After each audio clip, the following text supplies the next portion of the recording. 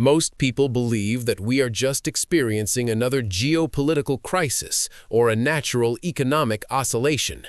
They are wrong. What the eyes of the uneducated call instability is in fact an irreversible alignment. We are not facing a cycle that repeats itself, but a clock that has stopped being rewound and now advances to its final second. What remains hidden to the masses is that the convergence of nuclear threats, environmental collapse, and moral decay is not a coincidence. There is a mathematical and prophetic pattern that has been ignored for centuries, a terrifying detail found in ancient texts that describes with unsettling precision the scenario now unfolding in today's headlines. History is not drifting aimlessly. It is being violently pulled toward a specific point.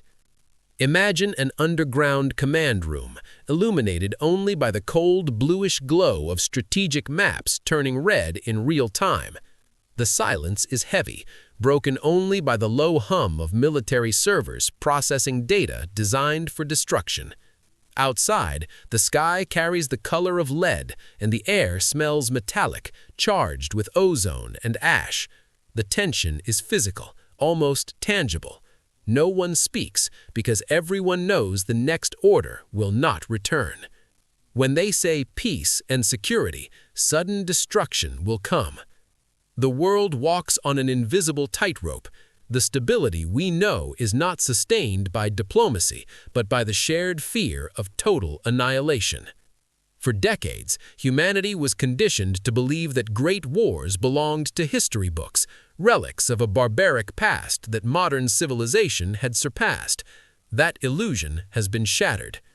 What we see now is not merely the return of trench warfare, but the normalization of a language that was once taboo in the corridors of power. The word nuclear is no longer a fearful whisper behind closed doors. It has become currency in public speeches broadcast to billions. The global atmosphere has changed in density. There is static electricity in the geopolitical air, a tension that transcends borders and languages. The real danger is not only troop movements or the roar of supersonic jets tearing the skies over Europe or the Middle East. What truly freezes the blood of seasoned intelligence analysts is how easily mass destruction is now discussed as a tactical option. The doctrine of mutual assured destruction relied on rational actors. Today, rationality has abandoned the negotiating table, replaced by ideological fervor and despair, making the unthinkable suddenly possible. This shift leads directly to ancient warnings recorded in the Gospel of Matthew. The text speaks not only of physical conflict, but of something far more corrosive: rumors of wars. The brilliance of this prophecy lies in its understanding of the human psyche. Rumors often cause more damage than events themselves. They corrode hope, destabilize markets, and plant chronic anxiety in entire populations. We live in the age of digitized fear. A threat uttered on one continent travels at the speed of light, stealing sleep on the other side of the globe.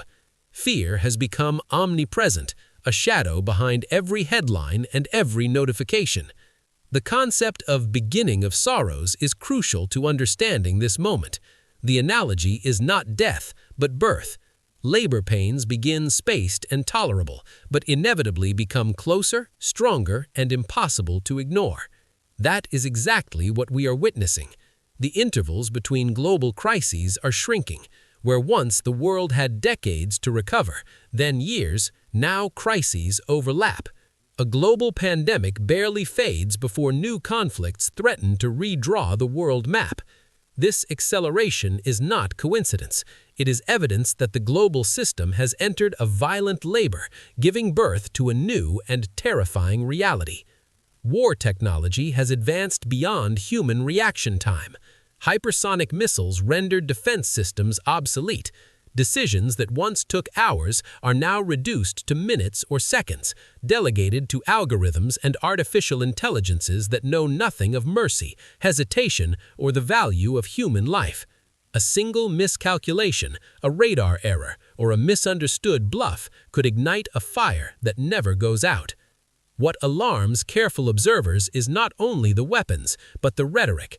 Leaders who hold launch codes speak of tactical nuclear weapons as casually as conventional artillery.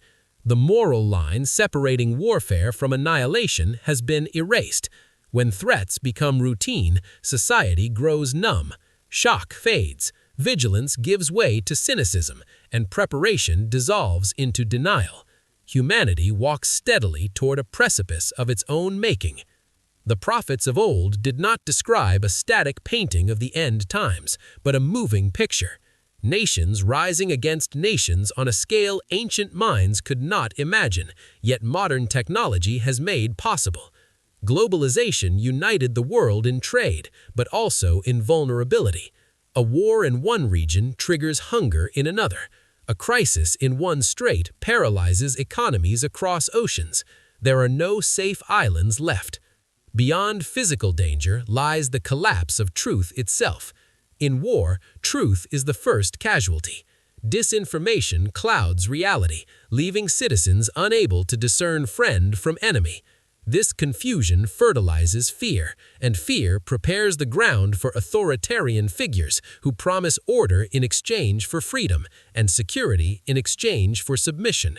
Chaos is not the goal, it is the tool. As the world fixates on major powers, ancient prophecies point to a specific place, a city older than empires, a city that has never ceased to exist, Damascus, the oldest continually inhabited city on earth. Isaiah wrote that Damascus would cease to be a city and become a heap of ruins, not conquered, not occupied, erased. For millennia, this prophecy remained unfulfilled. Yet today, Damascus stands at the crossroads of global military interests, weakened by years of conflict and surrounded by powers whose red lines cannot coexist.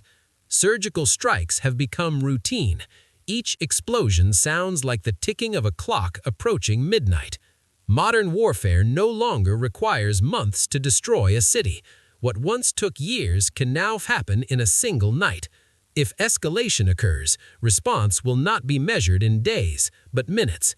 The fall of Damascus would not remain local.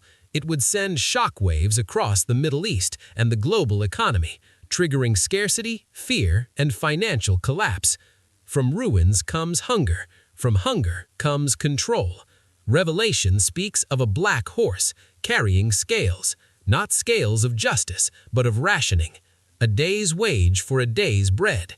The end of accumulation, the beginning of forced subsistence. Inflation turns money into paper and food into power. Scarcity is systemic. When energy becomes expensive, fertilizers vanish, transport slows, shelves empty. Hunger no longer belongs to distant lands. It knocks on the doors of great cities. When food is scarce, freedom disappears. Populations accept control in exchange for survival. Ration cards, digital access, monitored consumption. Yet the prophecy adds a chilling detail. Do not damage the oil and the wine. Scarcity will not be equal. Luxury remains for the few, while the many struggle to eat. Inequality becomes explosive fuel for chaos. As the world looks down, worried about markets and soil, it forgets to look up. Nature itself enters the narrative. The sky darkens not with rain, but with fire. The first trumpet sounds. Hail and fire mixed with blood fall upon the earth. The familiar blue sky turns orange and red. This is not a metaphorical season. It is a convergence. War, famine, deception, and judgment moving together toward a single, irreversible moment. The clock is no longer being rewound. It is counting down.